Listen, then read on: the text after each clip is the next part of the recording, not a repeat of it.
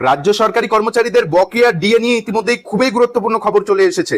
কনফেডারেশনের দাবি, school college থেকে পঞ্চায়েত অনেক অবসরপ্রাপ্ত কর্মী এখনো ডিএর একটি টাকাও পায়নি। এমনকি যারা পেয়েছেন তাও সর্বভারতীয় মূল্য সূচক মেনে দেওয়া হয়নি। 7ই জুলাই অর্থ দপ্তর নির্দেশ দিলেও তার বাস্তবায়ন নিয়ে উঠছে বড় প্রশ্ন। ইতিমধ্যে এই ডিএ মামলা নিয়ে কি নতুন খবর উঠে এসেছে সরাসরি অন স্ক্রিন থেকেই দেখে নিন। ভিডিও শুরু করার পূর্বে একটি ছোট্ট রিকোয়েস্ট, যারা চ্যানেলে নতুন চ্যানেলটিকে সাবস্ক্রাইব করে রাখবেন, ফেসবুক পেজ থেকে ভিডিওটি দেখে থাকলে পেজটিকে ফলো দিয়ে রাখবেন। একেবারে সরাসরি অন স্ক্রিনে দেখুন, চলতি মাসের 3য় সপ্তাহে সুপ্রিম কোর্টে বকেয়া ডিএ মামলার শুনানি হতে পারে।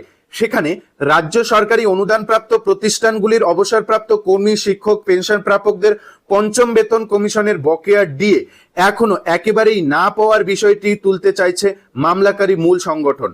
কনফেডারেশন অব স্টেট গভর্নমেন্ট এমপ্লয়িজের সাধারণ সম্পাদক মলয় মুখোপাধ্যায় জানিয়েছেন, গ্রান্ট ইন প্রতিষ্ঠানগুলির অবসরপ্রাপ্তরা এখনো বকেয়া ডিএ আংশিকও না পাওয়ায় হতাশ হয়ে পড়েছেন।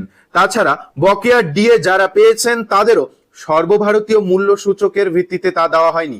এই বিষয়টিও সর্বোচ্চ আদালতের নজরে আনা হবে। গত 7ই জুলাই রাজ্য অর্থ দপ্তর কলকাতায় ব্যাংক অ্যাকাউন্টে থাকা সরকারি দপ্তরের অবসরপ্রাপ্ত কর্মীদের বকেয়া ডিএর অর্ধেক দেওয়ার নির্দেশ দিলেও তা বাস্তবায়িত হয়নি। তো আজকের এই ভিডিওতে আপনারা স্পষ্ট দেখতেই পাচ্ছেন, চলতি মাসের 3য় সপ্তাহে সুপ্রিম কোর্টে বকেয়া ডিএ মামলার শুনানি হতে চলেছে।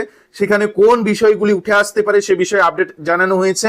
আজকের এই ভিডিওতে মূলত আপনাদের এই আপডেটটি জানানো ছিল। আপডেট ভালো লাগলে ভিডিওটিতে লাইক করে দেবেন।